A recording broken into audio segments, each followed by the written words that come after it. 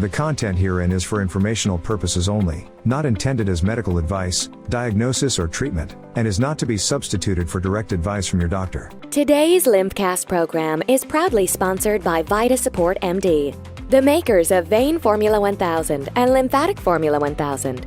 These MPFF-based nutraceuticals are backed by science and recommended by doctors specializing in venous and lymphatic disorders.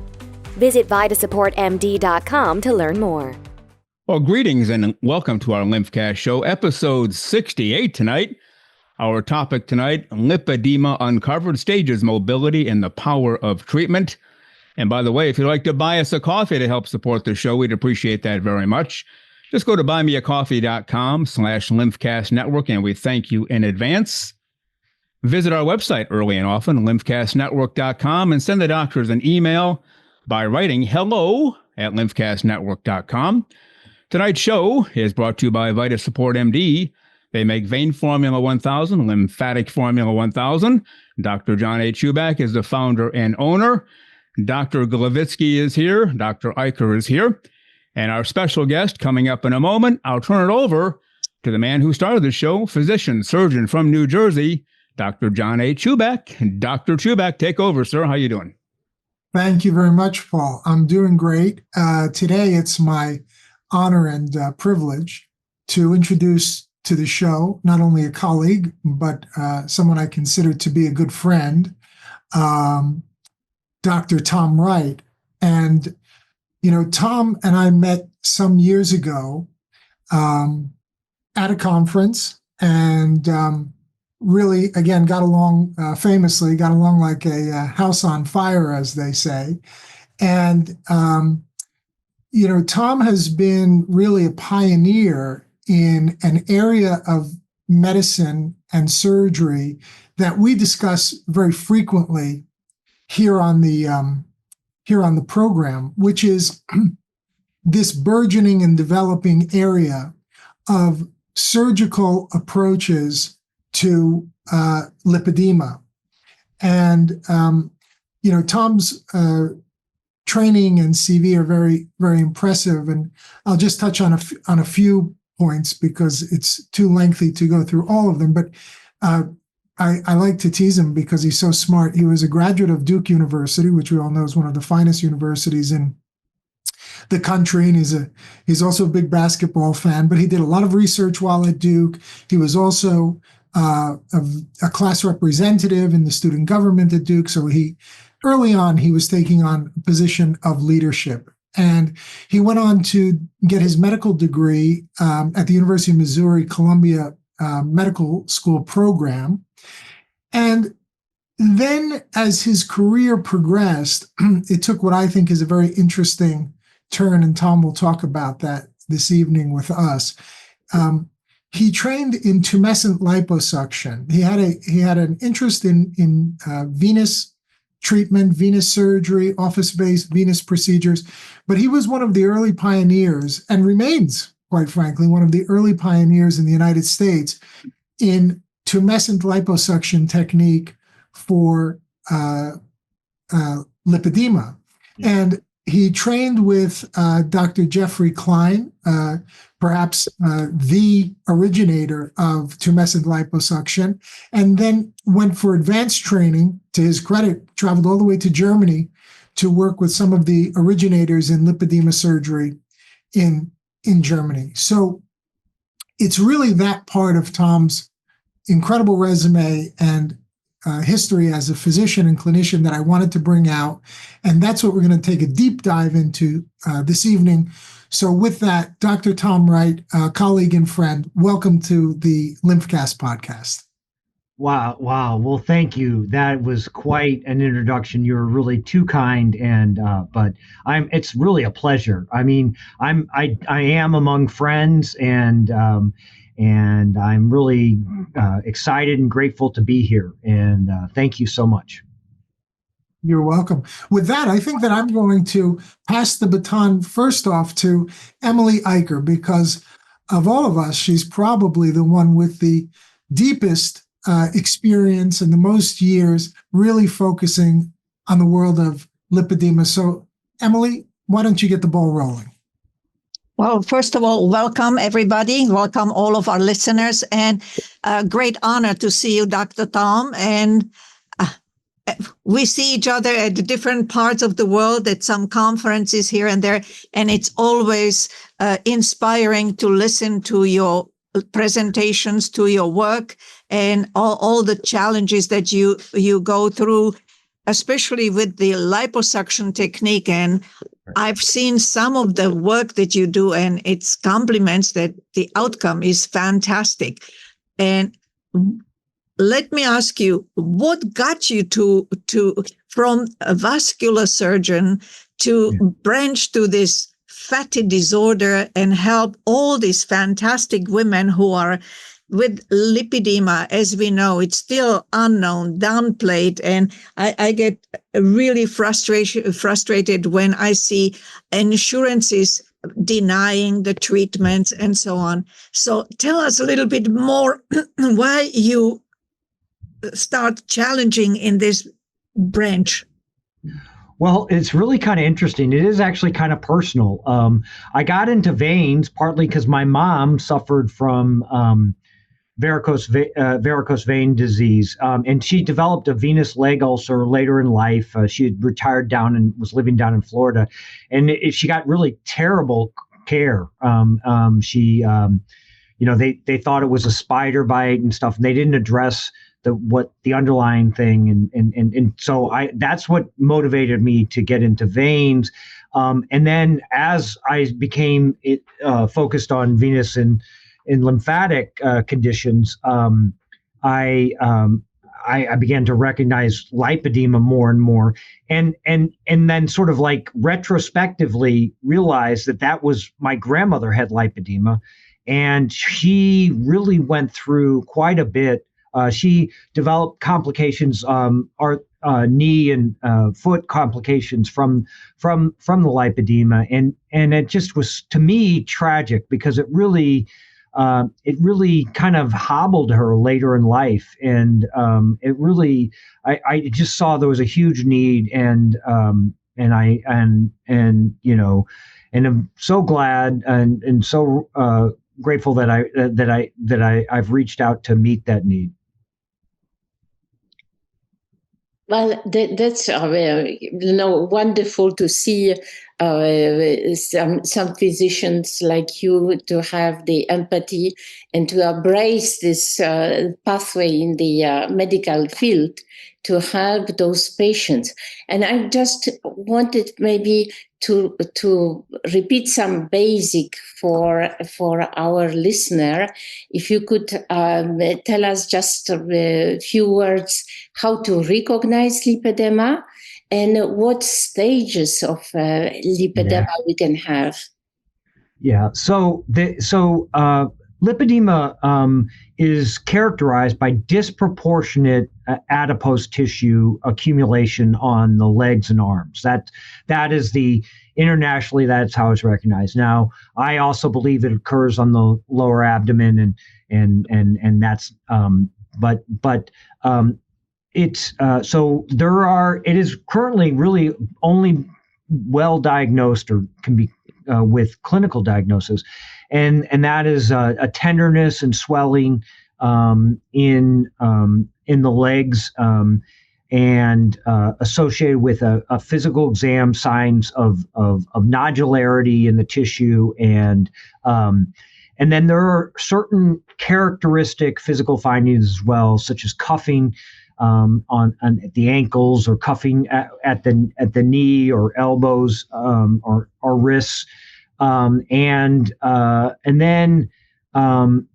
it is also kind of ruling out. So there is lymphatic impairment in it, but the underlying lymphatics, there's no obstruction or absence of structures, which differentiates it from lymphedema, and of course, it also is can be sometimes venous disease can also present with swelling in tender legs, and then but so that's how the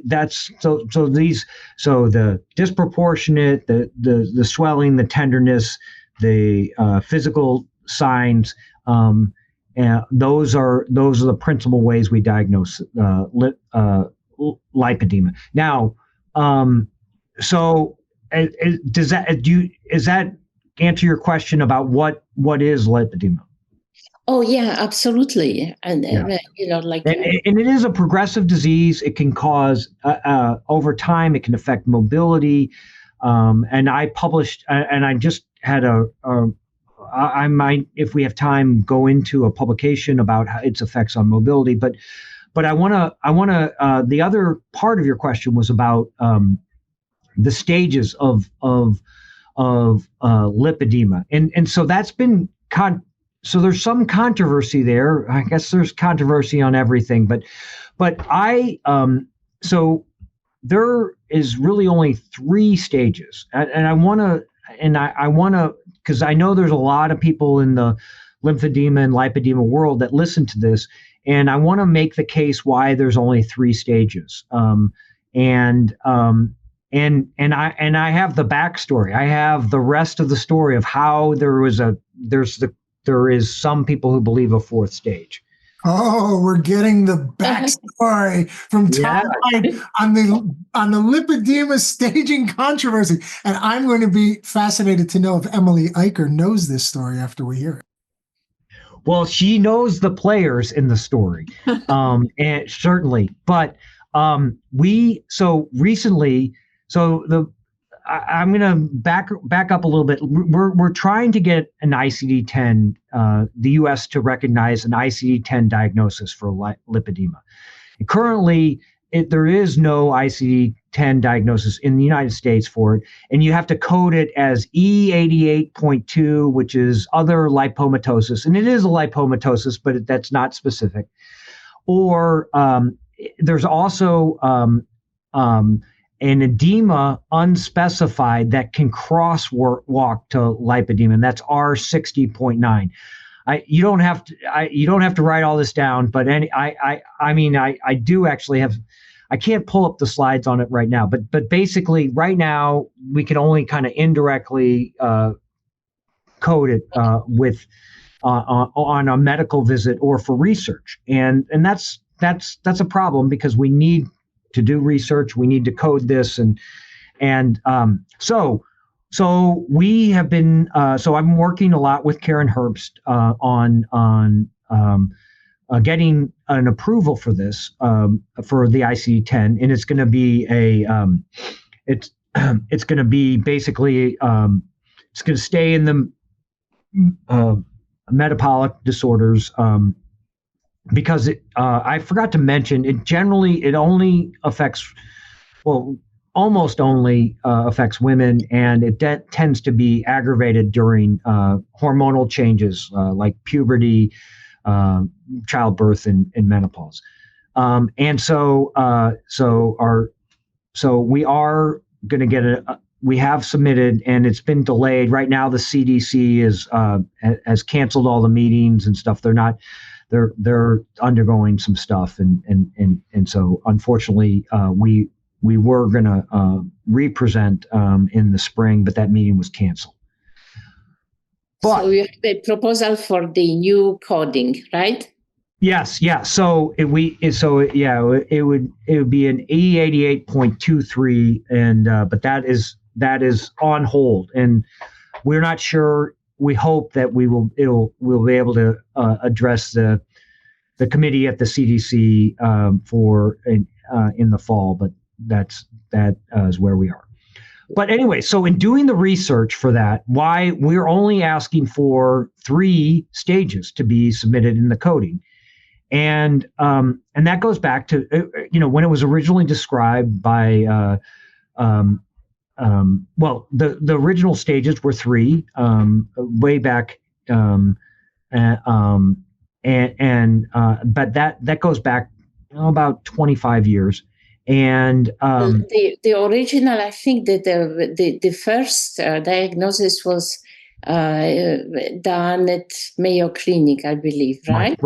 Right. Yeah. So Edgar Allen and Alan Hines were wrote the first paper. It was right around 1940, that they at the Mayo Clinic, and they described lipedema.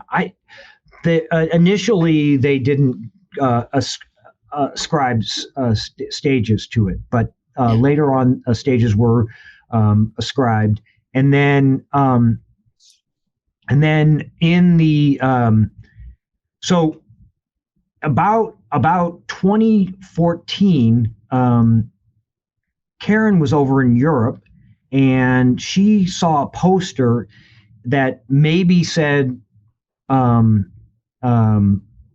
stage 4. There are, basically in the original description, the thought was stage 1, where the lipedema tissue is smooth to appearance, but you may feel the nodularity.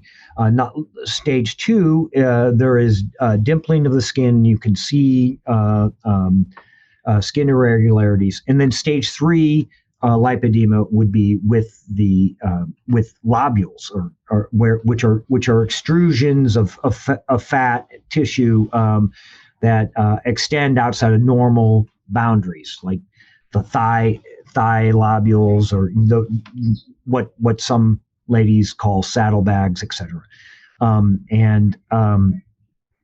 These so those are the original 3, and then Karen in a paper mentioned there might be a stage 4. Well, that just went. Then everybody's talking about a stage 4, but there really wasn't any clear basis. Originally, stage 4, people started saying, well, maybe that's when you have lymphatic impairment, but that's not true, because lymphatic impairment can occur and does occur at all 4 stages, or all 3 stages. Sorry, caught me up. And so by stage 3, 60% of women have lipedema, have lymphatic impairment. And so the original description for the stages was the shape, the phenotype you see, the shape you see, and it's confusing to try and add in lymphatic impairment, which can obviously you can have lymphedema at any stage of lipedema. And so stage 4 masks the actual diagnosis of lipedema.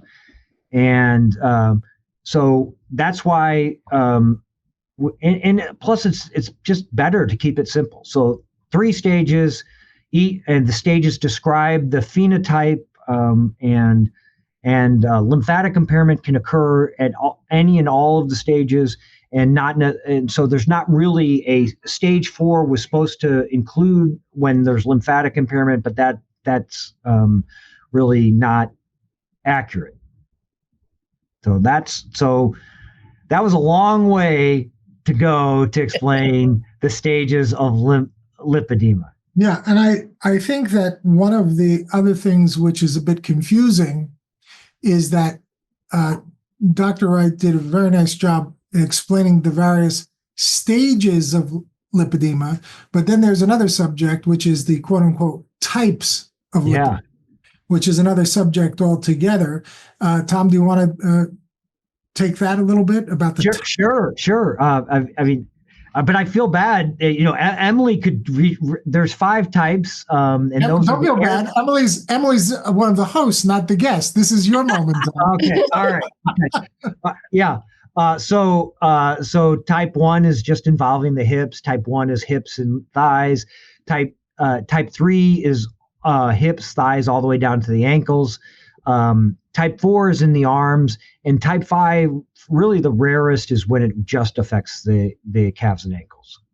Right, and I think that was a very important thing to go over. That's sort of your kind of, as you mentioned, phenotypical type, where how the disease is affecting the anatomy of the patient versus the quality of the tissue itself.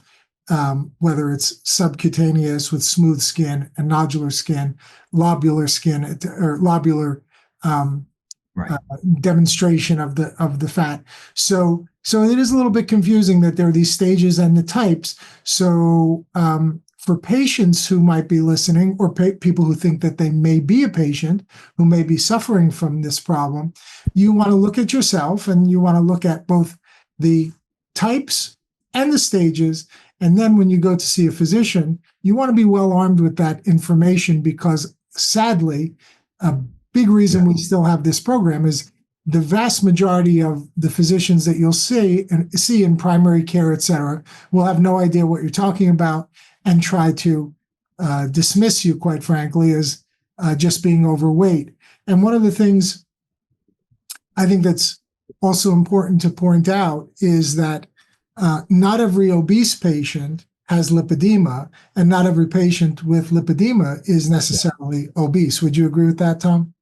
Oh, for sure. Yeah. And we, there's clearly, so obesity can be a complication or a comorbidity, but there's a large percentage, probably 20-25 that are completely normal weight. And I've actually had published a paper about a couple patients who had anorexia nervosa, were actually underweight and had lipedema. Vein Formula 1000 and Lymphatic Formula 1000 from Vita Support MD are backed by science and sold in doctors' offices. If you're a physician who may be interested in prescribing or selling these excellent nutraceuticals, please call 862-246-7877 to speak to a representative today. That's fascinating. One of the things that I point out to my patients, and I'm sure that everyone on the panel and Dr. Wright has seen this, which is helpful, I think, in instructing other physicians, but also in reassuring the patient that it's, as we like to say, quote unquote, not their fault, is that so often the typical lipedema patient tends to be very, very tiny in their torso and in their trunk. And then, the lipedema is, as you say, very disproportionate to the rest of their anatomy. It's not that most patients don't have a very large protuberant abdomen and so forth.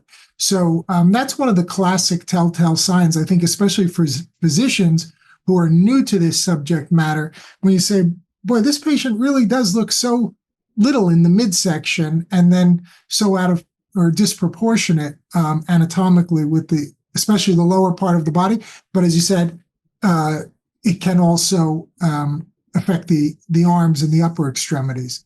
So I think that's important. I bring it back to Emily and Monika for any more questions for this wealth of knowledge that we have with us tonight. Right. I just want to point out about the lipedema, the difference between lipedema and lymphedema when you feel the tissue consistency. Lipedema are very soft, squishy, mushy. I call it feminine, and very sometimes very painful to touch. And a lymphedema, on the other hand, lymphedema is quite firm, especially long-standing lymphedema. The tissue consistency is very hard. So that's the difference. And in terms of the arms, the type 4, it says arm involvement only. But when you do the clinical examination and combine it with the ultrasound, I've seen also type 1, type 2, type 3, and the arms were involved as well. So it's not only the type 4.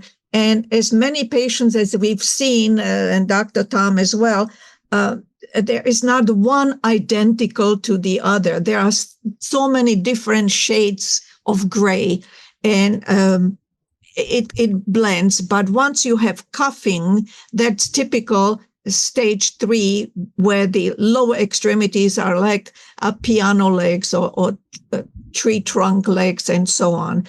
And even though I have been in this practice for 30 years now, I have seen only 2 patients with type 4, where only type 5, where only the lower extremities were involved, and the patient was so slim, but the only thing she had a problem with to fit into the boots, and she had the pain in the legs below the knee. Right. Just for our patients, I wanted to specify that's what Dr. Iker means. From the knee down, that would be the type 5, which is very, very, very unusual. Rare. But you frequently see just the lower extremity, meaning from the groin down. That's very common. And I agree with you, Emily. I think that the type 4 patients that I see almost invariably have some element of type 1, 2, or 3. The lower body is almost always included. I don't recall seeing, now you may, but I don't recall seeing any patient with isolated upper extremity lipedema with a completely normal lower body morphology. Correct. Very, very much so. Yeah. So I actually those are great points. And I actually, if they're really only in the top, I think of other lipomatoses like Madelung's disease, which is affects or multiple symmetrical lipomatosis, which affects just the upper body. So that's a great point. Very, very, very interesting. So now the big question that is very, very often asked as a first question by the patients, can you starve or can you influence with diet the lipedema? Yeah, that's a great question. And I have, I just published, this is in collaboration with Washington University School of Medicine and St. Louis University School of Medicine. We just a very comprehensive diet, weight loss and diet study on lipedema patients. And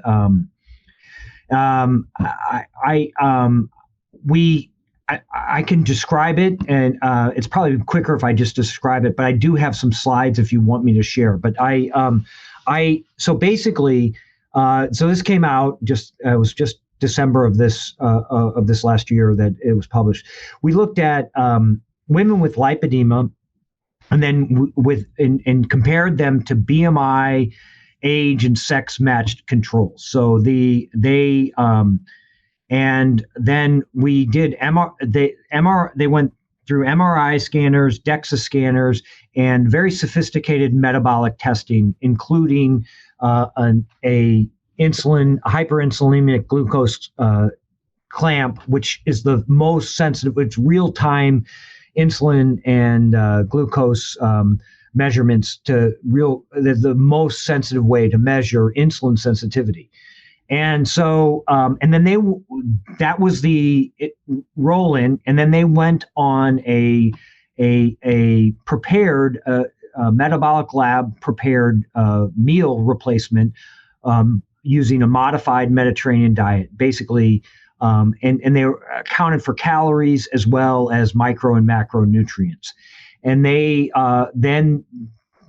were on this diet till they lost 10%, about 10% of their weight.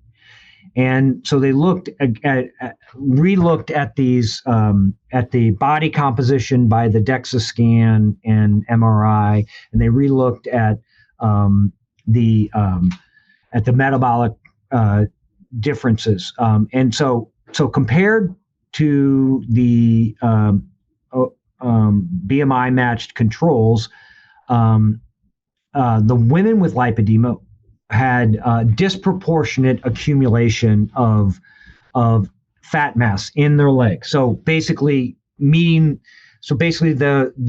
studies, the MRIs and DEXA scans, confirmed that it was disproportionate accumulation, and that the specific number was 23% greater fat mass in their legs compared to the controls.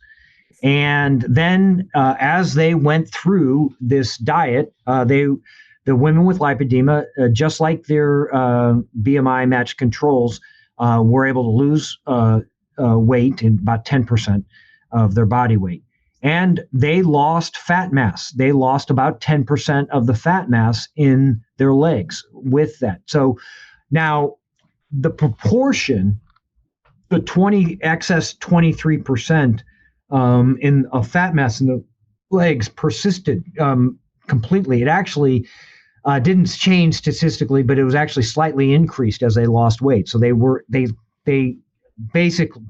basically they lost in on all their areas, but their relative disproportionate did not change. And so what does that tell us? That tells us some really interesting things, and really important to share this around is that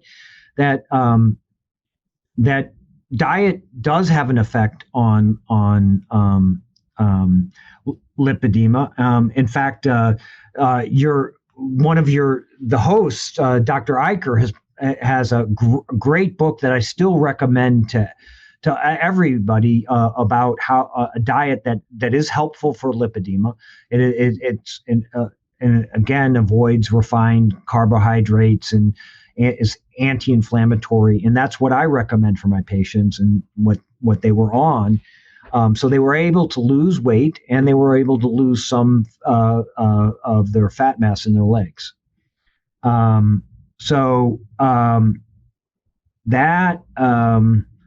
That's really, I think, important. I mean, there was a lot of other things we found is that I talked about the metabolic testing, and so the lipedema ladies were more insulin sensitive compared to their BMI matched controls.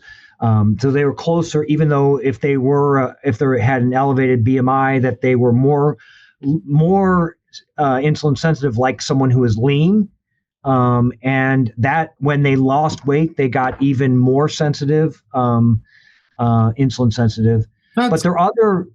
I think that's a really fascinating point, Tom, that it tells you that the whole physiology of the individual is different. You're not necessarily looking at a metabolic syndrome type patient just because they have this additional fatty tissue, which is, as we now recognize, a fat disorder and an abnormal kind of fatty tissue. So that insulin sensitivity is quite interesting, so that those patients could be considered, generally speaking, healthier than a typical obese patient. The other thing that you got me thinking about, you had mentioned a couple of patients with anorexia nervosa who had some element of lipedema, especially the type 5, it sounds like, from the knee down.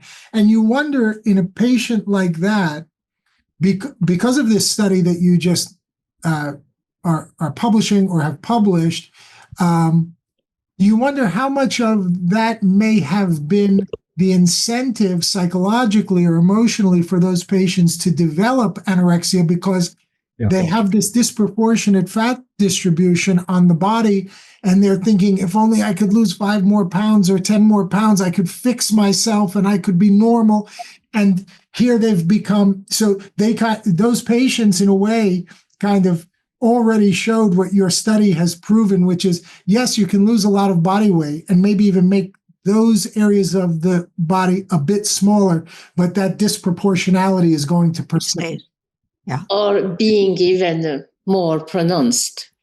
Yeah, exactly. So, right. Yeah. I mean, that's right on. So they exactly in fact, in the publication, the case patient we reported that her large thighs and calves made her self-conscious and feel as though she needed to restrict, and she became obsessive about trying to lose weight and diet off these larger legs, and then because of that developed unhealthy eating, developed the full diagnosis of anorexia. Yeah, and it's the other thing that you brought to I had the pleasure and the privilege of seeing Dr. Wright present not too long ago in Florida at the Independent Vein Practice seminar, and he talked about some of his experience with the GLP-1 drug in these patients.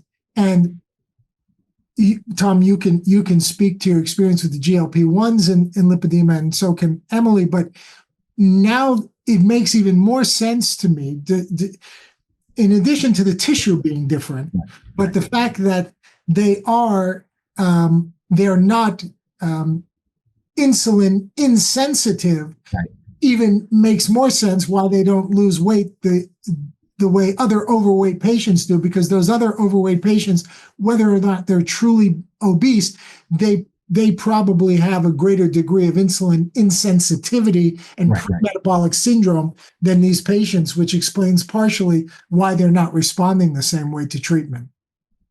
Yeah, for sure. Yeah. So it was really, this is really important that we did. It's long been. We've always thought the fat accumulation in the legs was sort of cardioprotective, but this really kind of puts numbers in ability that insulin sensitivity in the relative metabolic health of women with lipedema. Yeah, and I mean I think that's really important that we emphasize that. Emily, I do want to let you chime in on. Yeah, I want to point out that all my consultation, pretty much all my lipedema consultation patients, I send for allergy testing. And numerous cases I had when the patient said, it's heartbreaking because I am on such a strict diet, etc., and I cannot lose weight. So and she said, I eat healthy, I eat only Mediterranean salads and chicken and so on. So I sent her for allergy testing, and she was highly sensitive to lettuce, highly sensitive to garlic, highly sensitive to celery, and which you would never think that someone can be highly sensitive. So as a reaction to that, she was bloated, and she had gas, bloating, and all the GI issues. So again, every patient is different. And so we have to look at them, not only what type and specification you have. We have to look at the whole picture, what is going on with this patient. And the allergy testing and sensitivity may give us also clue about the metabolic problems. Absolutely. So, and I have the question maybe for all of you.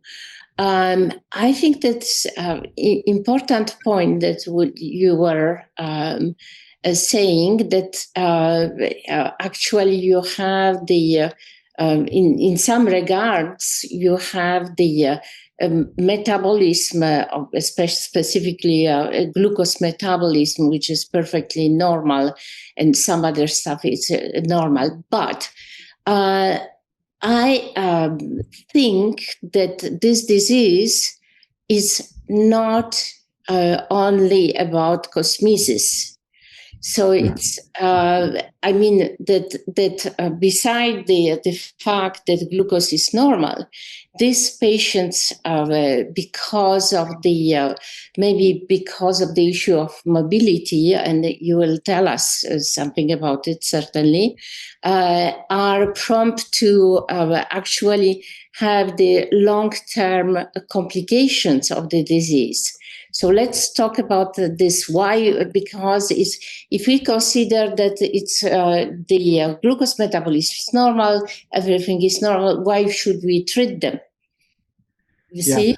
Well, that's a great question. So right, this disproportionate fat can affect gait, mobility. It affects on most of my I get out my orthopedic goniometers and measure angles, and they almost all but the smallest. It affects their angle of their knee, their hip angle, their gait, and so that's early on. As they progress in stage, and certainly they get more mechanical stress leads to a higher rate of knee arthritis and knee failure. They have a high rate of total knee replacements. It's like 4 or 5 times the average rate. We measured then we measure. So we use these measurement tools on their gait and mobility. I measure the knee range of motion, and it's quite restricted, and that affects your mobility going up and down stairs. And then they have the bulk, the tissue, and the secondary orthopedic complications then further affect gait and mobility, and so they walk at a slower speed. They're the average lipedema patient coming in. So we use the PROMIS Mobility, which is a NIH toolkit validated assessment of mobility, and it's normalized to the population. And so 50% would be average in the population, and they come in around 30%, 35%. And then we looked at, and the intervention we looked at would be this lipedema reduction surgery, a specialized type of Lipo Suction, and that significantly improved their mobility.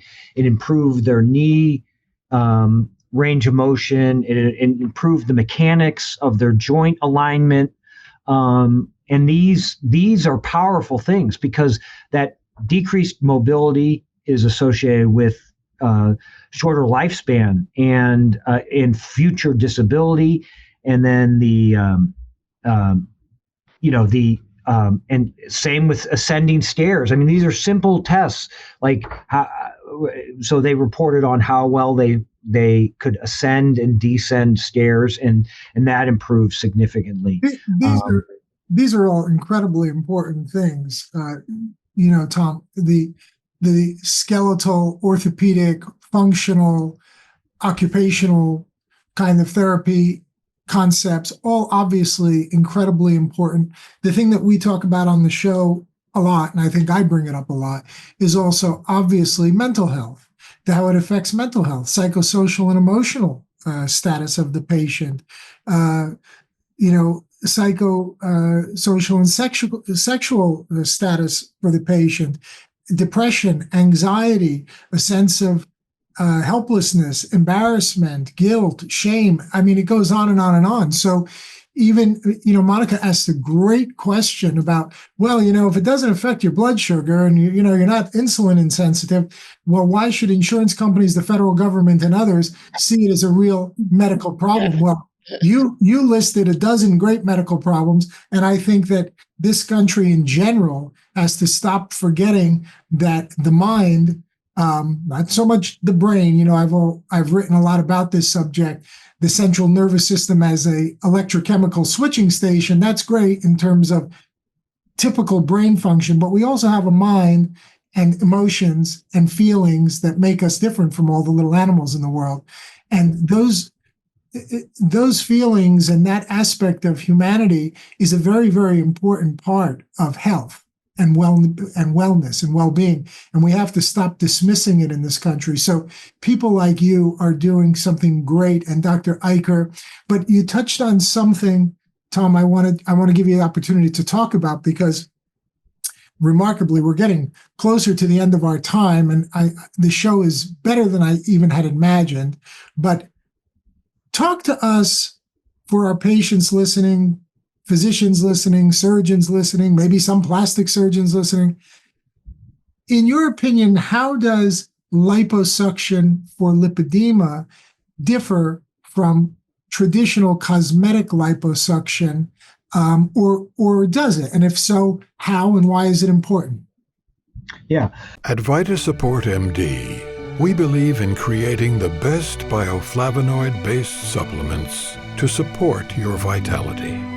Bioflavonoids are found in abundance in nature and support excellent health and wellness. The demands and stresses being put on our bodies in these challenging times are unlike any we have seen before. Support your body with the flavonoids it needs to fight inflammation and oxidation. Unlike other products in the marketplace, VitaSupport MD dietary supplements use micronized flavonoids for optimal absorption and effectiveness. Micronization is an advanced process which creates an ultra-fine powder easily absorbed by the body. At VitaSupport MD, we are passionate about making your good health our life's work. Great question. So, by the way, we also did look at those we looked at quality of life measures, including emotional well-being and interference with doing your job or social functions, and it did improve with the surgery. And we were one of the first to look at that. So, but to get to your question specifically of how the Lipo Suction for lipedema is different.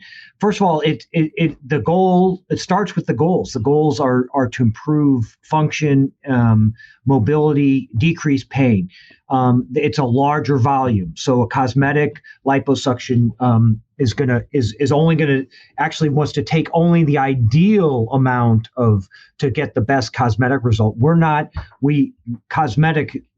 A nice cosmetic result is good, but the goal is to relieve symptoms, and we take as much out as possible, and then there is impairment in the vast majority of lipedema patients, lymphatic impairment, and we take great care to not so there's always going to be some disruption of lymphatic vessels during liposuction, but we take care to not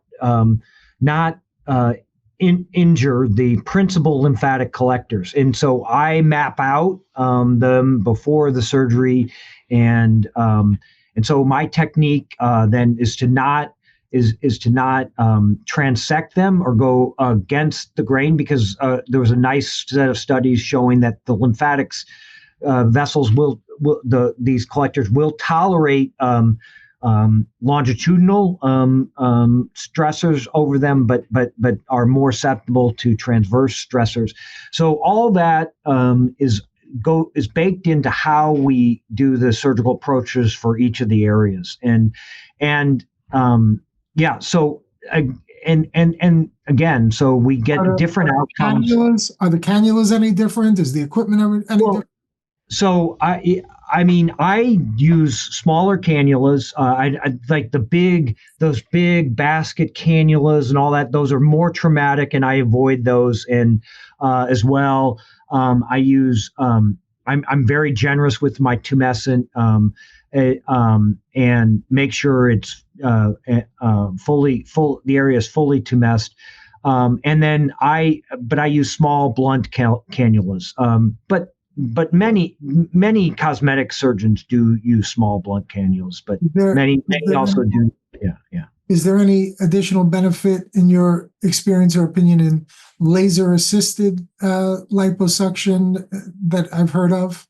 Yeah, I am not a fan necessarily of adding energy devices, because I just am my concern again about lymphatic injury. And there's a little, adding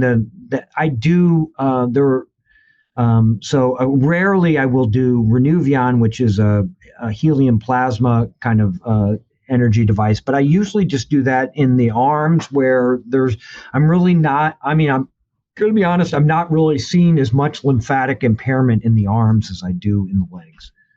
I have one more follow-up question. We had the privilege, thanks to our dear friend Emily Iker, to have on our show Dr. Håkan Brorson, who yes, I'm sure you know, who showed us remarkable before and after pictures of patients that he has treated with lymphedema. Yes. And I wonder, with your pioneering spirit, Tom, have you considered taking on any of that kind of work, and have you done any of that work? Yeah, I have. I have treated people with lymphedema and lipedema that have lymphedema and lipedema. And that's with basically milder. I don't do the big debulking on the lymphedema affected legs, but I do. I will treat women with lymphatic impairment and lipedema. It's got to be like, once it becomes just totally calcified, just and grow and like this stage 2+, stage 2, or I shy away from that. I refer those to other surgeons, but I will treat with mild lymphedema. Yeah. Very good. Very good. Well, I think we're coming near the end here. Emily, do you have another question or two as we close things up? I think we can invite Dr. Wright again, and we can talk about lipedema and pain, lipedema of hypermobility, and all the other issues which are part of the lipedema. And so it's not only disproportionate enlargement of lower body, but a lot of other issues. Right. And pain is very, very important factor in lipedema, because whether you have stage 1 or stage 2, stage 3, they all suffer from pain. Yeah. I'm sorry, before we end, I have another question. Go ahead, Monika. Yeah, I'm sorry. So, because of this association, you have lipedema, lymphedema, you have some, as you say, the lymphatic impairment. Does it make sense for lymphedema patients to have a compression therapy and some pumps or compression? Yes. So everybody, not only diet, but also everybody with should be wearing medical grade compression, and many benefit from the pumps. So I will. It's actually crucial, and especially I won't do surgery if they won't be compliant with the compression stockings, the compression pantyhose, basically. Yeah. So within the treatment, you always consider the diet, of course, compression, and liposuction for some group of patients, right? Yes. Yeah. And then other things that we do sometimes is we do recommend the lymphatic formula for our lipedema patients, and as well as manual lymph drainage and compression pumps. Yeah, compression pumps. And then I also have started and found some success with using the GLP-1s as well. But I don't want to, I know we're getting over our time, so I'm just going to, but that to me is comprehensive or holistic treatment of lipedema. And it really, there's no cure. There's none of these cure this. So it really has to be done comprehensively to get the lifelong improvements. And you do consider that indeed with this approach, you have the clear medical benefits and improvement of life expectancy and decrease of disabilities, certainly. Yeah. So we I can get into this further at another meeting, but basically we looked at the same measurements that they use. So this PROMIS is used across all diseases, and it's highly validated. We looked at that, the improvements we see with that, as well as the knee mechanic improvements and the decrease in pain is actually equal to or greater than what we see with total knee replacements or other orthopedics procedures. So it's really a value because you get so many benefits that are even, and think of all the money we spend on joint replacements. Yeah. But you can head that off. You can prevent that if you treat their lipedema early Yeah, I would. The other thing I would add to that, is that, we had a very special guest, Tom, who you should know. I should introduce you personally, Dr. Barry Franklin. Right now, I think he's doing a 1 month teaching sabbatical in Shanghai. But Barry was up in Detroit in Paul Reeves' neck of the woods at Beaumont Hospital for many, many years as a physiologist, exercise physiologist, running the cardiac rehab program. And, just this business of mobility, I shouldn't say just, I should say the very important subject of mobility and walking and ambulation, we now know the data is clear. This has a very, very strong correlation with survival and with early death. So if you can get these folks, even though they're not, metabolic syndrome patients or insulin insensitive, et cetera, if you can get them up and moving, we know that there are many, many reasons why that has a very, very positive impact on survival and quality of life, but especially, not especially, but let's not forget survival. That, we like to say sitting is the new smoking. It's really, really bad. Yeah. The other thing I would just throw in at the end, for physicians listening, patients as well, we see these three problems often together: vein disease, lymphatic disease, and fat disorder. So often I see in my office lymphedema, and so forth. So often it's a combination of problems. You need to go to a really, really qualified individual like Dr. Wright, who is going to evaluate your venous system, your lymphatic system, and your adipose tissue to give a full and comprehensive diagnosis so that a full and comprehensive treatment plan can be put together. And I think the last thing I'd like to ask Tom and Emily to opine on, because we touched on it, but again, for patients and physicians, lipedema, I often think of as a bit of a misnomer. I think it's a little bit of an unfortunate name because the edema part. And many times lipedema patients don't have demonstrable pitting edema, et cetera. Oh, yeah, right. Lymphedema patients will, et cetera. So talk a little bit, if you can, about edema, true swelling in patients with lipedema versus lymphedema. We still them. Okay. Can I go first or you go first, Emily? Which?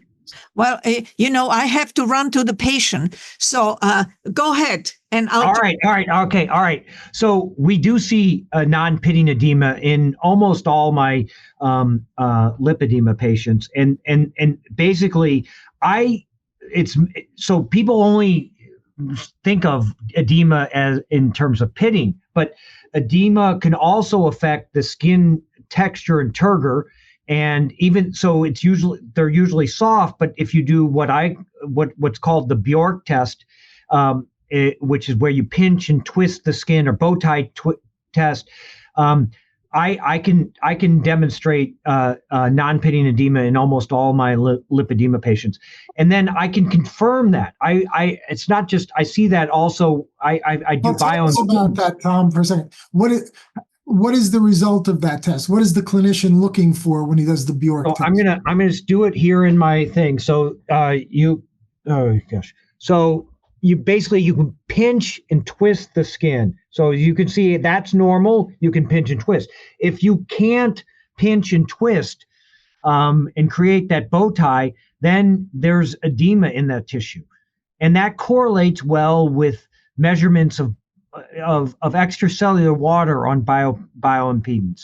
Right. And so, well, Tom, if I can interject, I do the ultrasound, and with ultrasound, you clearly see the difference between lymphedema and lipedema. And again, we need you back so we can go and talk more about this, what the changes we see on the ultrasound. And there is a clear difference between lymphedema and lipedema.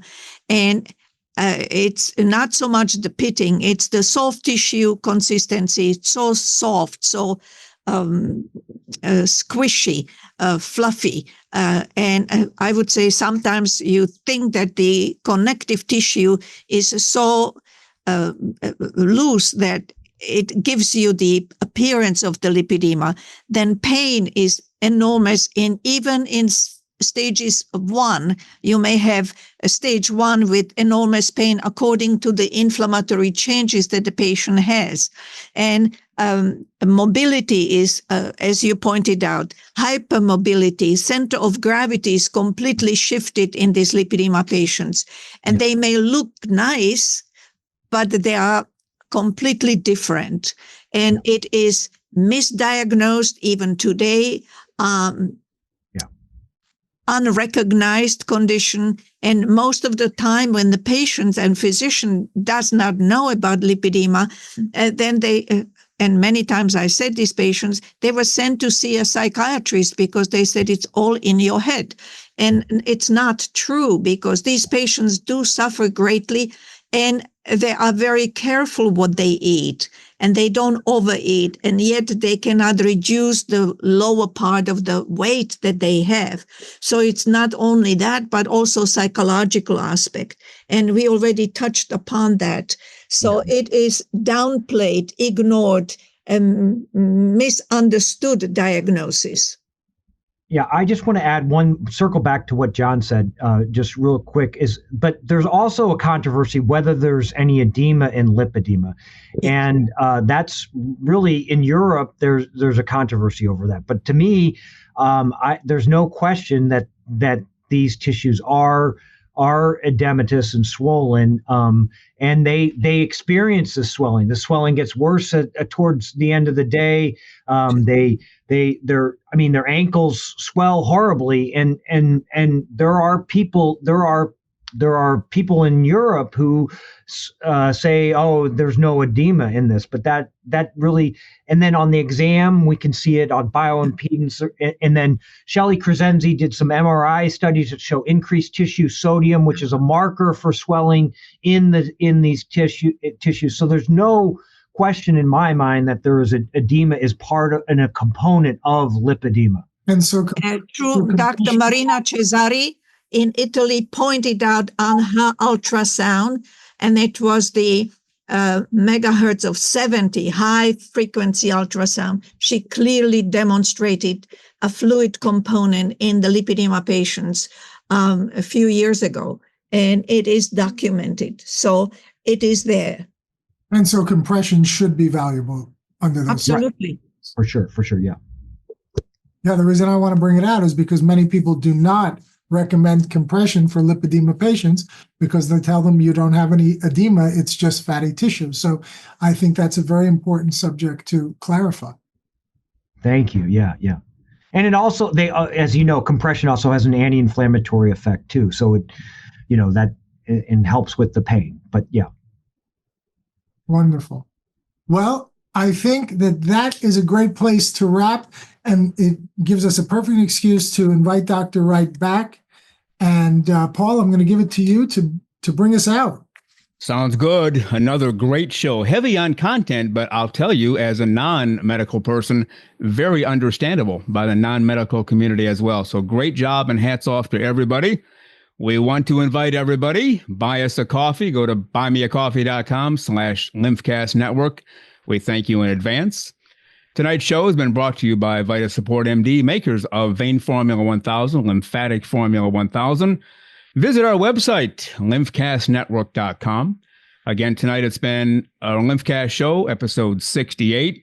Let's thank everybody and head for the hills. Dr. Gloviczki, thank you for everything. We'll see you next time. Thank you for having me. Always. You better be here every single week. Dr. Iker, thank you as well. Thank you very much. And we hope to see you back, Dr. Wright, and continue our discussion. And I'm sorry I have to run. Yeah, thank you so much. It's been a pleasure, and I really appreciate our discussions. Dr. Chuback, would you like to take the honors of officially thanking Dr. Wright? Absolutely. Dr. Thomas Wright, I want to thank you very much for being our guest on the LymphCast podcast.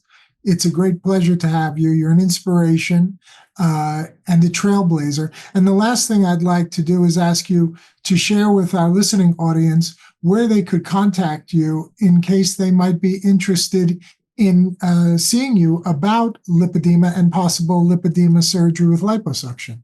Yeah, so I have a website called lipedema.net,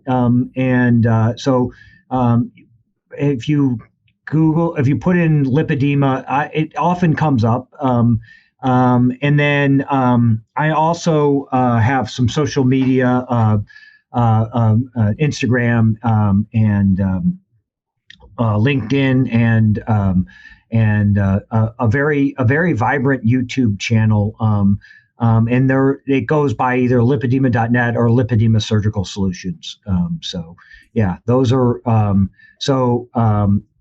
those are my handles. Thank you again. Of course, I'm sure that you're going to hear from a lot of our listeners, because we have a vibrant community following us, and it's very few people doing what you do, and with the expertise that you have, and having taken this very important field so seriously. So thank you once again for that. Oh, thank you. Yeah. Well, that's thank you. That means a lot. All right. Thank you. And let's also thank the founder and owner of this show from New Jersey, physician surgeon, Dr. John A. Chuback. Thank you, Dr. Chuback, for everything. You're welcome. It's my pleasure. As always, I think I learned more than anybody on my own show. Yeah, this was a great show. You're a great note taker, so I know you'll be going through those notes in the next few days. Right. And again, our LymphCast show, episode 68. Have a great night. We'll see you next time for our LymphCast show.